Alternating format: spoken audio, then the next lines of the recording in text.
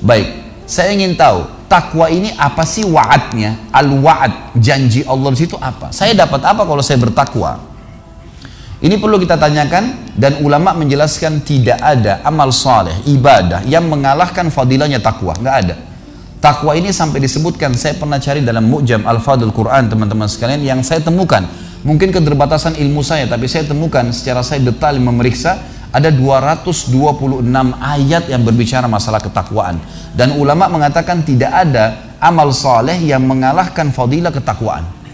Fadilah yang ada 10, 30, 100 fadilah. Ini 226 ayat dengan beragam macam termnya.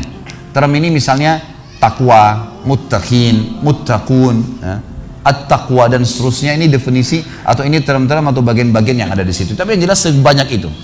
Saya tidak bisa bahas semua, saya akan angkat ada ayat yang menarik dalam surah At-Talaq. Surah nomor 65 dalam Al-Quran ayat 2 sampai ayat 5. Ada 4 ayat.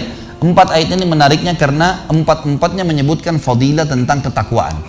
Apa sih kita dapatkan kalau bertakwa? Ayat 2-nya. Allah Subhanahu wa taala berfirman, "A'udzubillahi minasyaitonirrajim, wa may yattaqillaha yaj'al lahu makhraja." Siapa yang bertakwa kepada Allah, ini manfaat pertama Anda dapatkan, Allah akan jadikan untuknya makhraja. Apa itu makhraja, teman-teman? Kita coba fahami dan kita detailkan, ditarik benang merah pemahaman dari bahasa Arab ini. Makhraj ini dalam pemahaman atau rincian para ulama bahasa, dikatakan makhraj bisa berarti seseorang laki-laki yang sedang berjalan di sebuah tempat yang sempit sampai membuat tubuhnya nggak bisa bergerak, kemudian tiba-tiba dia coba memaksakan diri keluar dari gang yang sempit itu, kemudian dia temukan di depan matanya ujung dari gang itu, dan dia dapat lapangan luas sehingga dia bisa berlari. Transisi dari gang yang sempit ke jalan besar namanya makhraj dalam bahasa Arab. Makna yang lain kata ulama bisa berarti lubang biawak. Biawak ini hewan yang hidup di padang pasir biasanya, dan biawak ini kalau kita lihat lubang sarangnya, kita akan kira itu adalah lubang semut karena kecilnya lubang dia. Jadi biawak besar, tapi dia kalau masuk ke dalam lubangnya, sarangnya di bawah tanah, maka dia tutup kembali dari dalam sehingga seakan-akan lubangnya kecil. Nah, biawak kalau mau keluar, dia menanduk-nandukkan kepalanya, dia membongkar kembali lubang yang dia buat tadi, yang cuma kecil seperti lubang semut saja, sampai besar. Kemudian dia berhasil mengeluarkan kepalanya dan mengeluarkan badannya, kemudian mencari makanan. Lubang biawak yang dia gali kembali sehingga tubuhnya bisa keluar, nama lainnya makhraj. Dinamakan makhraj. Jadi teman-teman kalau umroh atau haji bisa lihat tangga darurat di hotel-hotel di sana untuk menyelamatkan diri kalau kebakaran, ditulis mim kha ra jim makhraj, gitu kan. Jadi ini darurat, kalau sudah kepepet bisa lewat sini, gitu kan. Liftnya nggak jalan, kebakaran, bisa menyelamatkan Anda, gitu loh bahasanya. Allah menjanjikan di ayat 2 surah At-Talaq, wa may yattaqillaha yaj'al lahu makhraja. Siapa yang bertakwa kepada Allah, Allah akan jadikan makhraja dalam hidupnya, jalan keluar dari masalah yang dihadapin yang sangat lapang, luas, gitu kan. Ayat ketiga Allah janjikan fadilah yang kedua, wa yarzuqhu min haitsu la yahtasib, dan Allah akan berikan kepadanya rezeki dari tempat dia tidak sangka-sangka. Saya mengajak teman-teman untuk hadiri ceramah besok insyaallah. Saya tidak tahu, panitia bisa ditanya alamatnya, ada besok subuh dan ada besok malam. Kalau tidak salah besok subuh itu kenalilah Tuhanmu kau akan bahagia, judulnya kita akan bicara lebih jauh tentang Allah Azza wa Jal. Kemudian maghrib nanti kita akan bicara saudaraku nilai rahasia rezekimu. Akan lebih panjang lebar saya jelaskan masalah rezeki dan sumber-sumbernya, gitu kan. Rezeki ini banyak orang fahami hanya baju, makanan, minuman, pakaian, tempat tinggal. Padahal rezeki itu sangat luas, lebih luas daripada itu. Mata kita bisa menangkap cahaya. Sekarang Anda bisa lihat saya bisa lihat Anda karena ada cahaya lampu ini, ya. Kalau tidak ada cahaya sekuat apapun, mata kita senormal apapun tidak bisa lihat apa-apa, gitu kan. Berarti bisanya mata kita menangkap cahaya sebuah rezeki. Suara kita bisa menangkap suara sebuah rezeki. Seterusnya, kita masih bisa mencerna dan membedakan mana pedas, mana pahit, mana manis dalam waktu seketika dengan lidah kita, sebuah rezeki. Artinya seluruh ini adalah rezeki. Dan Allah mengatakan wa yarzuqhu, dan Allah akan berikan dia rezeki semua kebutuhannya. Bukan cuma sekedar duit, makanan, minuman, pakaian dan seterusnya, tapi semua kebutuhan yang bisa membuat roda kehidupannya berputar dari tempat yang dia tidak sangka-sangka akan datang dengan sendirinya. Ini ayat yang kedua. Ayat kedua, tapi nomor fadilah kedua cuma ayat nomor 3 dalam surah Talaq. Saya tidak lanjutkan ayatnya karena itu berhubungan dengan tawakal. Sampai sini bahasannya. Ayat keempat, fadilah ketiga, di ayat keempat At-Talaq, lanjutannya Allah mengatakan, wa may yattaqillaha yaj'al min amrihi yusra.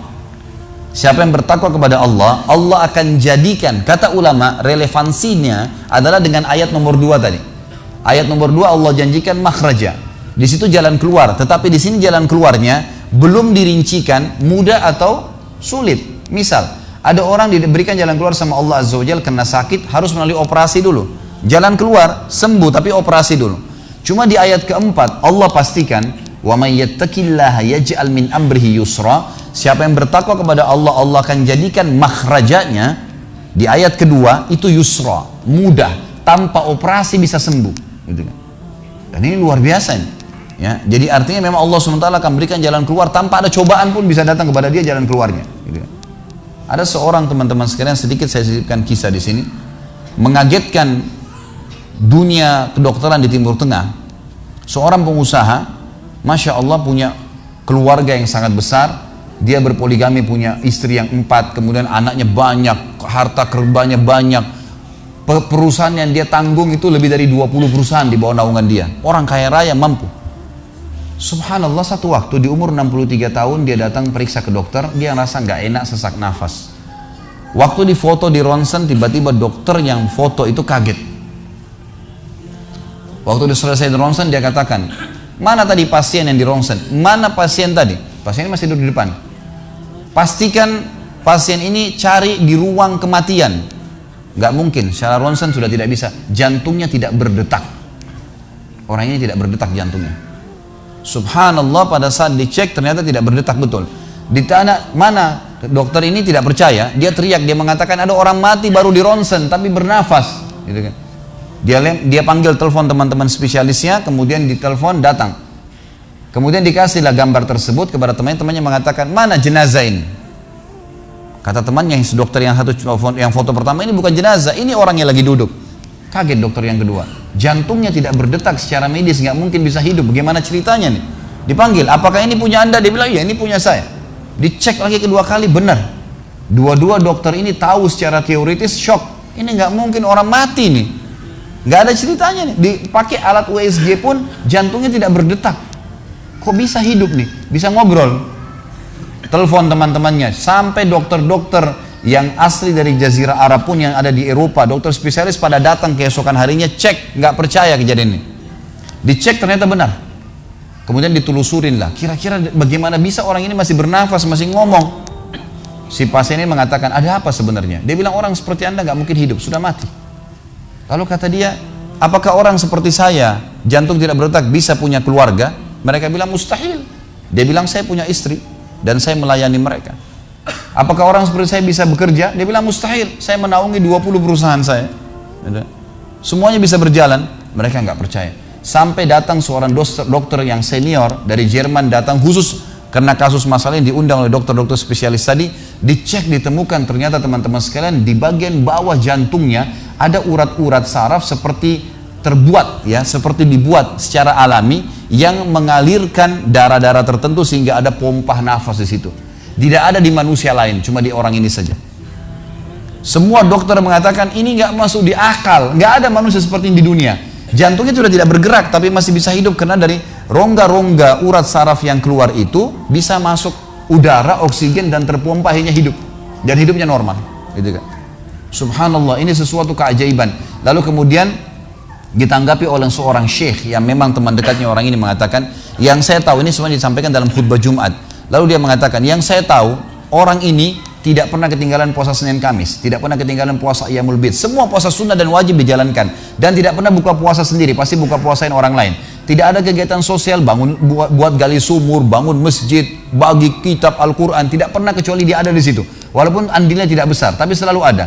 Orang tuanya selalu dibaktiin, selalu bersedekah, selalu kalau datang kepada saya diskusi tentang masalahnya orang. Ini ada tetangga saya punya masalah begini, bagaimana jalan keluarnya secara syariat, dan seterusnya. Hidupnya sibuk dengan ibadah kepada Allah Subhanahu Wa Taala.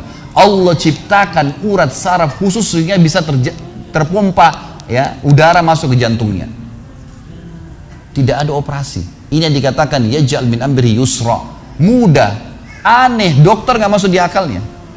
Dan ini banyak orang subhanallah lupa dengan Allah Azza wa Jalla. Subuh besok insya Allah kita akan bahas lebih jauh masalah itu. Mereka tidak tahu kalau kekuatan Allah SWT. Sakit, dokter, dok, bagaimana saya bisa sembuh? Subhanallah.